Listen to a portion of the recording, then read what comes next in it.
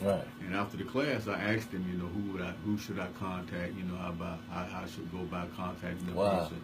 And he led me in a direction, and Nice. from that point on, man, it's been on. That's all right, man. I'm sure you got plenty of stories from different athletes that you've seen coming up through the years, man. That's amazing.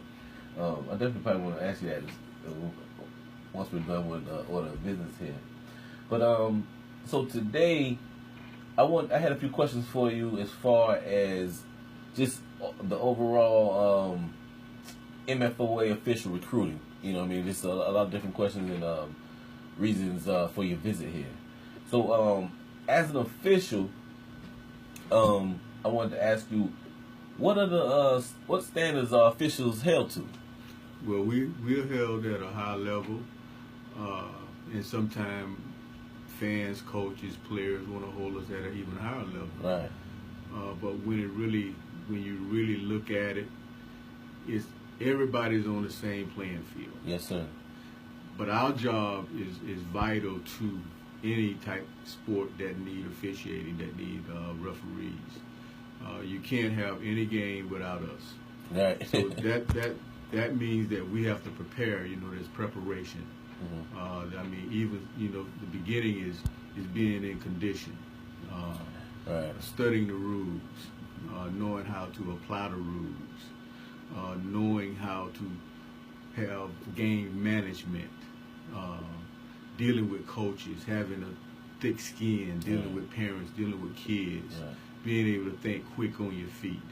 It's all these things. When you talk about basketball, you're dealing with 10 players, right?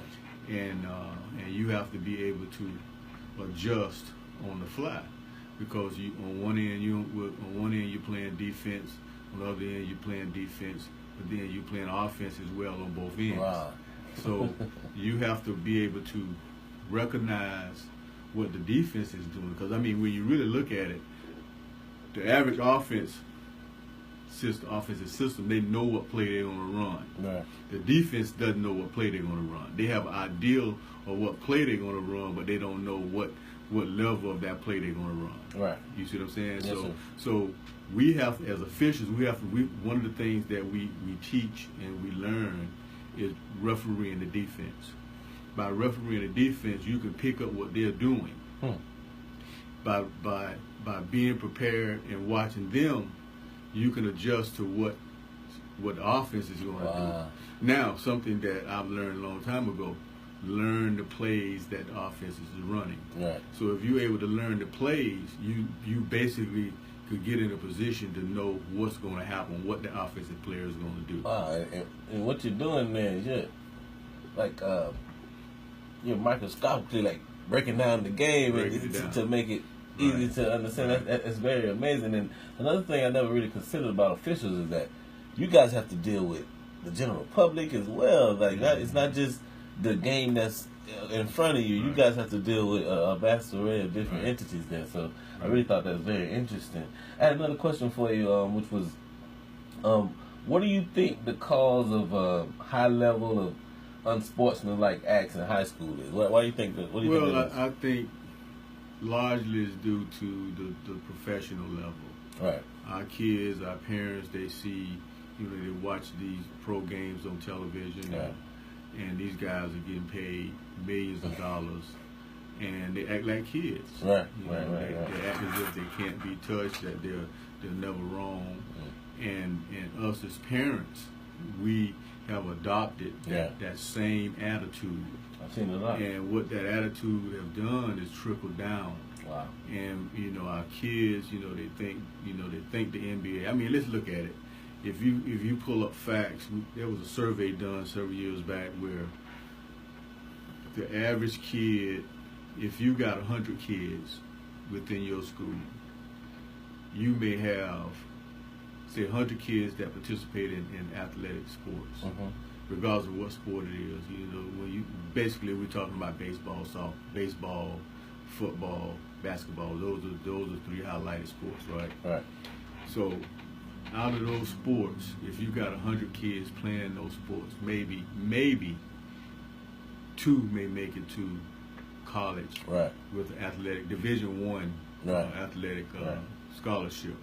and then you got Division II, Division III, and out of that 3, maybe neither one of them will make it to the professional level. Right. The So numbers are very, very, very slim. right. So what our parents need to be focusing on, if we're going to run up and down the road and pay $50,000, over a 5-year period, taking your kid to every tournament possible, being on a traveling team, you need to look at that as an opportunity to get an education. Absolutely. So I think we put the cart before the horse. Yeah. We get our priorities right. Right. We don't have our priorities in order, and parents. We were in Manatee County at a tournament this past weekend, man, and I was just so embarrassed how the parents conducted themselves. Right. I'm sure you see a lot of that. Huh? Yeah, and it's gotten to the point now where kids 9, 10 years old are saying negative things to the officials. Dang. So it's just getting out of control. Coaches running up in your face after the game. You run up and down the sideline trying to officiate a game. They ridiculing you, belittling you, talking about your mom, your dad, and everybody else. And sometimes sometimes it catches the ear. Right. And you try to refrain from having them removed from the gym. Right. But it's getting to the point now, man, where people just don't care. Right. They're so vicious, man, and that's why our numbers are dropping, because people tell us all the time, man, you got to be a fool to do this. Right. We're glutton for punishment. So, but as officials, there are things that we can do as well. Being in shape, knowing the rules, having good game management, all of those things, play an important part. In the game, but when parents and coaches aren't familiar with the rules, right, and how the rules are applied, because when they look at the NBA stuff, when you compare rules for the professional level, college level, and high school level, those rules vary. Right. Absolutely. Those rules vary. Mm-hmm. We had to play this Christmas at the Kingdom. They were playing games for high school. This kid from Bruford, Georgia. Wow. Super athlete. He went up, blocked the ball, and they thought it was goaltending. Right. And at that particular time, it happened so fast. I saw what happened. We didn't call it goaltending, but I knew it wasn't a goaltending, right? Yeah. And I'm thinking what the application of the rules. So when we got back in the locker room, I looked it up. But when a friend of ours was saying it was goaltending, it was on the glass. High school, it didn't have to be on the glass. In order for a goaltending to occur, it has to be on a downward flight. I didn't know that. Within the imaginary cylinder of the goal. Wow. So, it can hit the glass, whatever, but if it's not coming down within that imaginary cylinder, you don't have anything. Wow. But now when you get to the college and the professional level, and that's when that applies. Right. So I always thought that. I didn't know that differed for high school. See, that's one thing, and that's why I felt like it was so important to get you up here and really, hash out a lot of these different what did I say? Just differences of opinion when it should be just settled with fact. Right. Now, you mentioned officials having thin skin and people telling you're a fool for doing this, but there's some benefits from doing this too, though. You guys do pretty well. You won't break the bank, but you can pay some bills. Right. So you think the fees that officials get paid is worth the issue? Well, right now we probably the lowest paid group of guys in the country. We were working on trying to get that price increased. Okay. Schools always saying that they broke, because of whatever. Mm-hmm. We understand that, right? And by what's going on in the news about, teachers walking out because of, not being able to get supplies and they're not getting paid. It's some truth to that. Yes, sir. But if you're going to hold us as officials and expect for us to be away from our family, right. 5, maybe 6 nights a week. Take all that verbal abuse too. Right. And we need to be compensated. Right. And guys think, because we get that $50 or that $55 or that $60, you know, they can say anything they want to you. Right. You know, it'll go down a little smoother if I'm getting 100. You know what I'm saying? You said that. But when you start talking about Division I, you know, college, for example, Division I, these guys are getting paid a nice sum of money. I always wondered about it, just out of curiosity. How does one ascend to that? How does that work? Now there's avenues. Okay. Yeah, and I'm gonna be candid about it. Yes, sir. There are camps that you attend. You pay your money. Understood. But one of the things that I've been promoting now, if you go to a camp, go there to learn. Okay, and maybe you'll get recognized and get picked up. Mm-hmm. But you know, this camp thing, you know, it's all about money, man. You know, these guys that put these camps on, when you go to that camp on that particular weekend, these guys already know the assigners, the people that's running these leagues. They basically know who they're gonna pick up. But if you go there as a camper, impress, bust your butt, do what you need to do. Let them know that you have been studying the game, and you committed to it. You know, they watch. Right. They pay attention to that, and you get picked up. That's all right. I mean, we got this kid, Keem Durham. He's from Eustis. Nice. This kid just got picked up by the NBA. Oh man.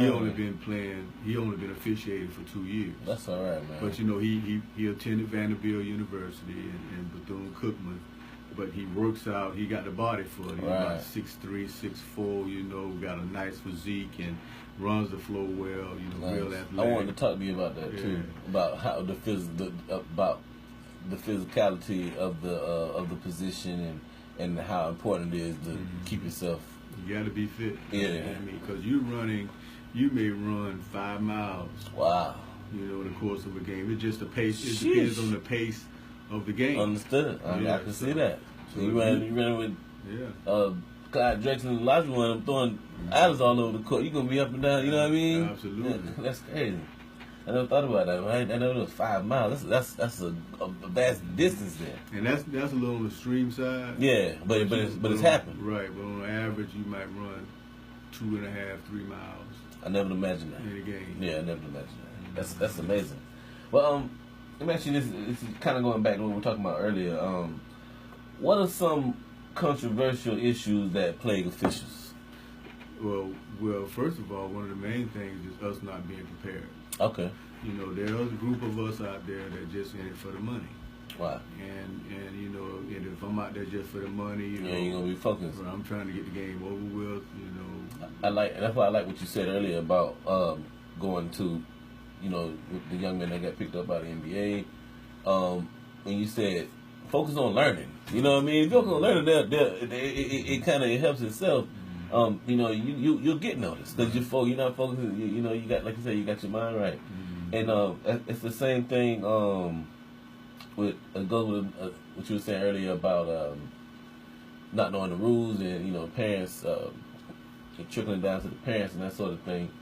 And the thing about it is, if we learn the rules, then we get along better. You know what I mean? Absolutely. So it kind of goes hand in hand.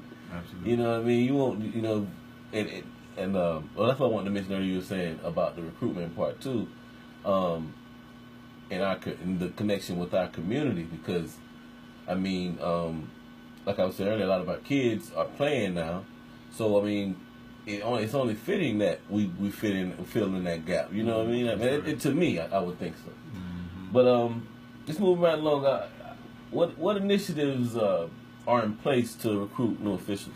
Well, the Florida High School Activity Association on their website, they have information. You know, how to become official. You know, they got this video of what the guy named the college guy, you know, commentator.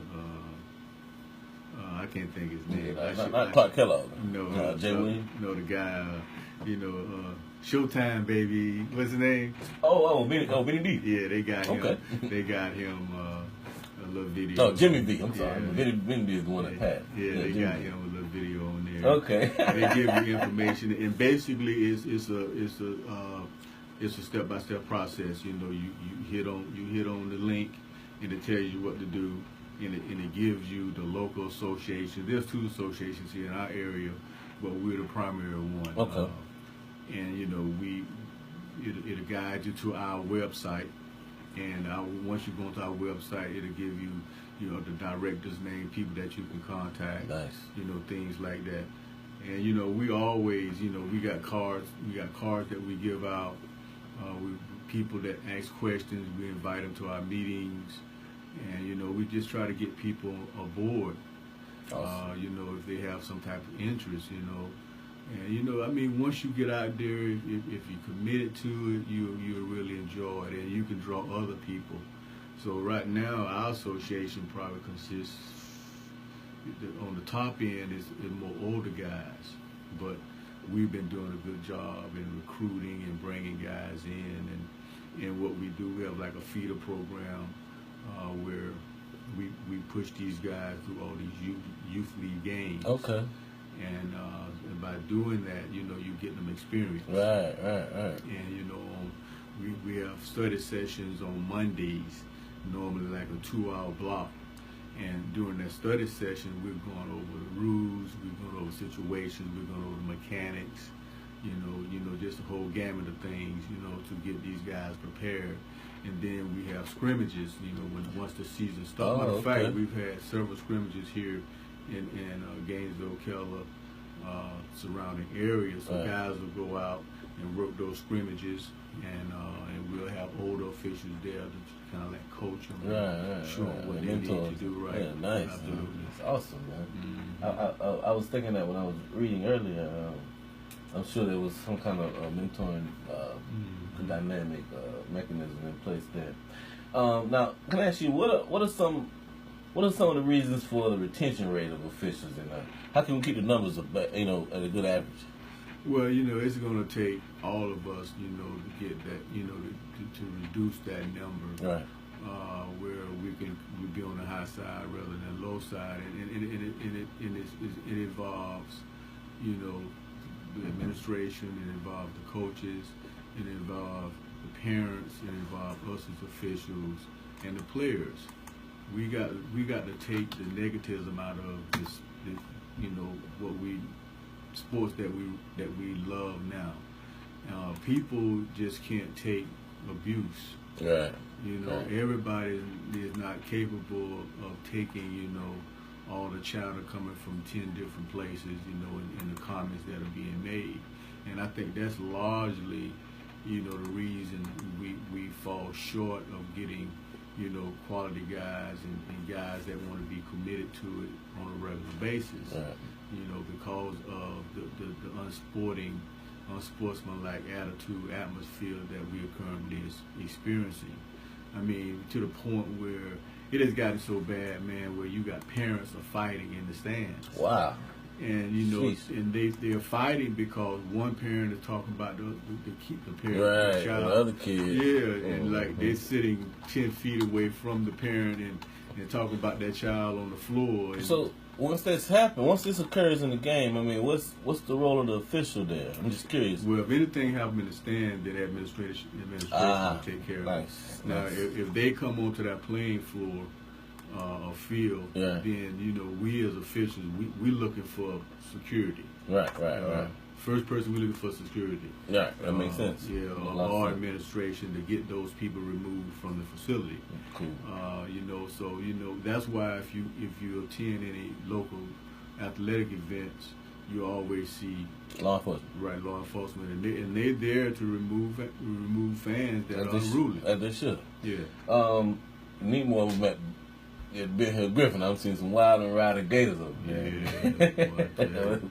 But now let me ask you. So how do you, as an official, how do you avoid conflict, and how do you help limit potential conflict? You know, you got to know how to diffuse the situation. You got to know when to speak and when not to speak. You know, you can hear it in the left ear and then go out the right ear. Right. And you know, you can't let, you know, what's being said affect you. You know, affect your concentration. You know, affect your ability to get out there and do a good job. And normally, when people see you ignoring them, you know, they have a tendency of Right. Anybody in their right mind. Right. They have a little self-reflection. Okay, man, I need to calm down a little bit, man. Yeah. And I mean, sometimes it's just a look in the direction of Right, those right. individuals, you Yeah. know, letting them know that, hey, look here, you continue, you'll be out of here. That's real. You know, That's real. so I mean, there's methods, there's ways, there's tools that we use to, you know, to deflate a situation, you know, and you know, and the last result is having to remove it. Absolutely. But if need be, they will be out of there. All right, I wanted you just briefly, I mean, as short as possible, because I never realized this, and this is giving me a whole new way of looking at athletic sports, especially local sports. But there's 5 different entities involved in all these, I want to call them nothing but events now, but in these games. And could you just kind of describe, like I said, as briefly as possible, as short as you want, each one, like the administrators, what role do they play in all The this? administrators, they're basically over everything. They're over facility, the coaches, the parents, you know, the kids, you know, making sure that everything runs smooth, you know, to the point where they're meeting us at the gates, taking us to the locker rooms, Right. escorting us from the locker room to the floor, from the floor to the locker room, from the locker room to the parking lot, and dealing with all the other issues that's surrounding. Okay. You know, Okay. and you got the coach.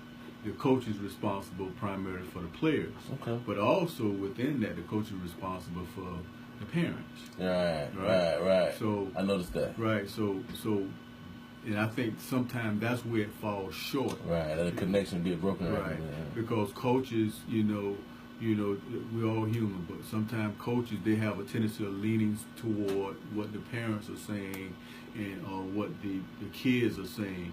And what I've noticed in the past, you know, that, you know, coaches, if they feel they got this superstar player, you know, they're going to defend them to the end. Mm-hmm. You know, They're really crippling them for the next level. Absolutely. If they make it to the next level.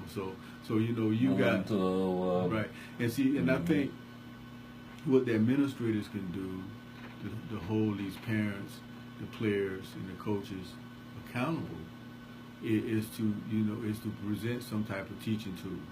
Have them sign some type of contract. Let them know when you come into the gym, we won't allow you to yell at the officials. Right. And it go right back to what you were saying. Like sometimes just looking at them, they feel okay. I got, you know what I'm saying? So that's a brilliant idea because just that little bit of accountability will make it might be the little difference that we need. You know, to get everybody on the same page. But it's all about education, man. I mean, when it really boiled down to it, it's all about everybody being educated to what's going on. Yes, sir. You know, and I mean, if people are not willing to learn as much as they can about a sport that they got their kids involved in, then you really hurting yourself, the sport, the school, the players, and I mean, and you can't condone when your kids are wrong, regardless of what how the atmosphere is. When they're wrong, they're wrong. I mean, one of the things that we're experiencing now, these kids cuss like sailors. Sheesh. I mean, they cuss in front of the coaches cuss in front of them. Yeah. They cuss in front of the parents coaching. And can I ask you something about that? When did you notice that? It really 10 years ago, 5 years ago, something like that? It really has gotten bad within the last probably 10 years. Wow. You know, I mean, kids, I say. I don't think that's not a coincidence, right? Man. So I mean, it's to the point where kids that are 10, 11, they're cursing. They talking trash. And what that does to a family or a father or a parent who don't even want their kids around it. Now I don't even want to bring my kids to the game now. Right. I don't know what they might see or hear. You know what I mean? Right. But I mean that is definitely a community issue that you know what I mean? It is. Affects us all. We were at I'm not gonna call it a school, but we were at a school. I was watching the game right before my game, right? And we standing there in the breezeway, and 2 or 3 young men was standing there, and they had a conversation going on, and these jokers was cussing like. And so finally I said, well, hey guys, look here. I don't know if your parents allow you to do that, cuss around them, but don't disrespect me like that. Right. One of the kids I knew, and he was able. He said, "Well, hey, this Mr. Lee, so." And they walked off and left, But I mean, we have as adults, we got to start standing up to these kids and let them know, hey, you're wrong. You shouldn't do that. Right. You're out of order. You're out of line. Well, it's my belief that you do that.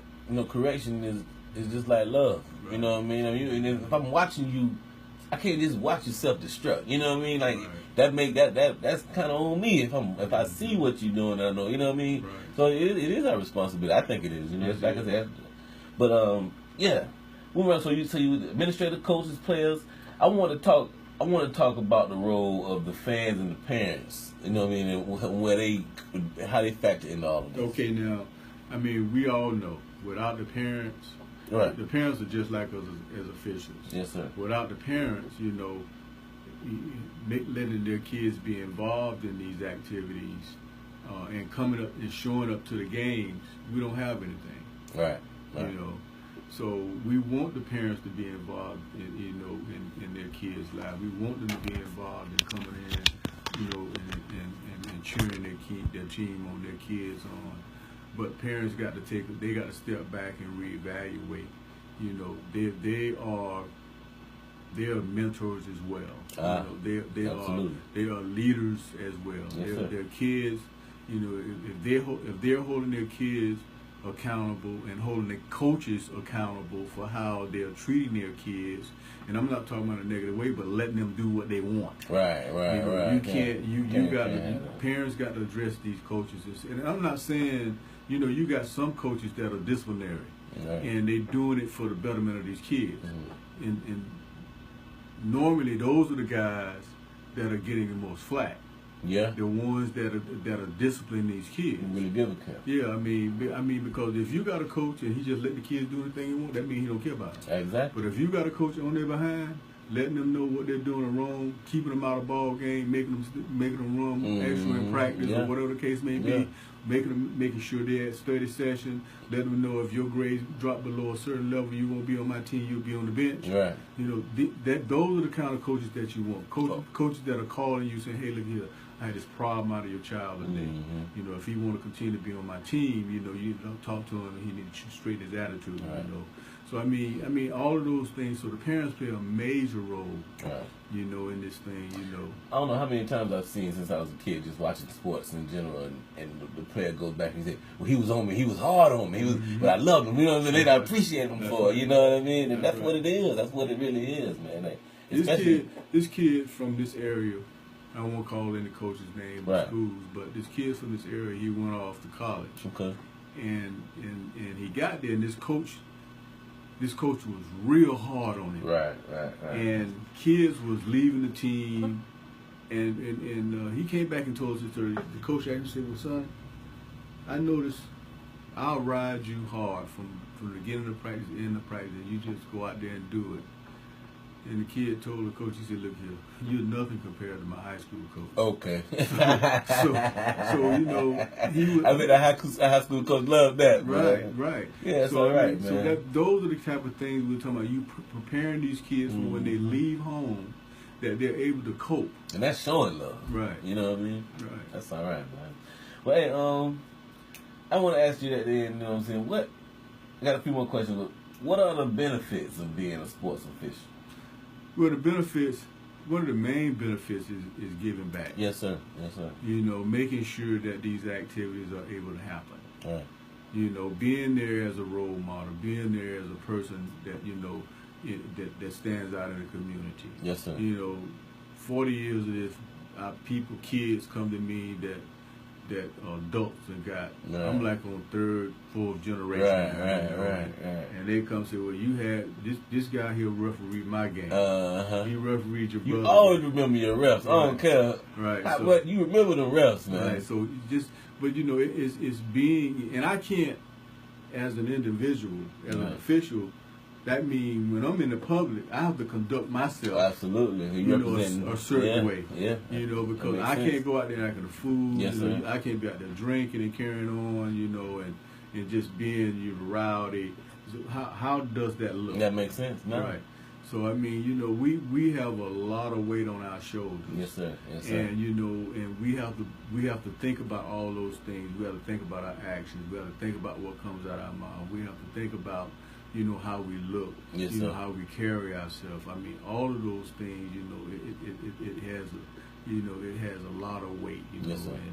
and you know, in order for us to recruit young people, other people into this thing, you know, we have to have that image where I like him, I want to be like him, you know, I like his style. That's exactly what it's all about, that imagery, man. It changes everything, right. you know. I wrote this guy, I can use his name, Bob Marco. He scheduled, he put together all girls tournament. Okay. And about 3 years ago, him and I got together. He said, well, you know what? It's time to promote women.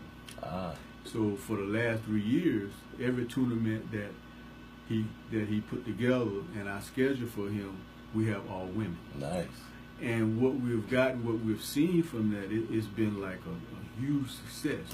Because these young ladies, while they're out there playing, they see somebody just like them officiating the game. That makes the big difference right there. Yeah, I mean, and you know, so what we're trying to promote, you know, by doing that is say, hey, ladies, you can do it as well. Yeah. We putting positive role models before you guys to get out here and work these ball games, and they're gonna show you how to be. Absolutely. You know how ladies should be, women should be. Yes, sir. You know, and that women are capable of doing it as well. So you know, that's one of the things that's been like a high point in my career here for the last 4 or 5 years. Yes, sir.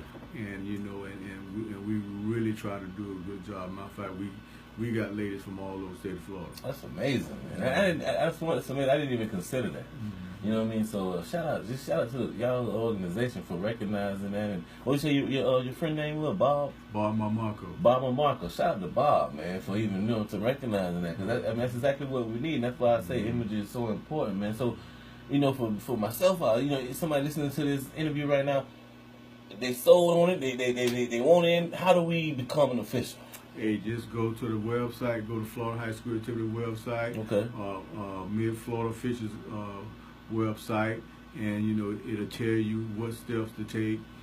Give you. I don't think our MFO website has been updated yet. Okay. But the sports year start July 1st. Okay. So after July 1st, you can go on our website and the Florida High School Activity Association website, and they have all updated information. Nice. And, okay. And you just follow the links. It'll tell you who to contact, tell you what to do. I think we probably listed our meeting days because we approved it at our last business meeting. Nice. So all our meeting days should be listed on our website. It'll tell you who to contact. It'll give you the director's name for each sport. It has the vice president name, the president name, the booking agent name, and you know you can contact any of us, and we will be able to direct you, tell you what you need to do to become part of this thing. Awesome, man. I also have your email here. You mind if I shout that out real quick, which is officialsrecruiting@gmail.com. Right. So you can hit Mr. Terry Lee up there too, man, if you guys are listening. And I'm sure you can help him out and send him in the right direction, man. I really appreciate you coming here. I want to say thank you on behalf of the community, man. This for being a pillar of the community at this point, man. And all the things that you've done and do and will do, man. And I mean, I'm really looking forward to working with you in the future, man. And like I say, we were talking off the air, man, about that video Ron Ray posted about the travel, man. And we need your expertise and your knowledge and your wisdom for things like that to hash all that out, all that craziness, man. That's right. But hey, y'all, don't go nowhere, man. Keep it locked right here, WMBT 90.1 FM The Beat. I got Terry Lee in the building, y'all. Hey, we're gonna get up out there. I got let me see, I'm gonna throw it back a little bit. We're gonna do a little Uncle Charlie. How about that, man? Keep it locked right here, WMBT 90.1 FM The Beat, the Drake Show. Hey, I appreciate you, Mr. Lee. Yeah, what's up, Boogie?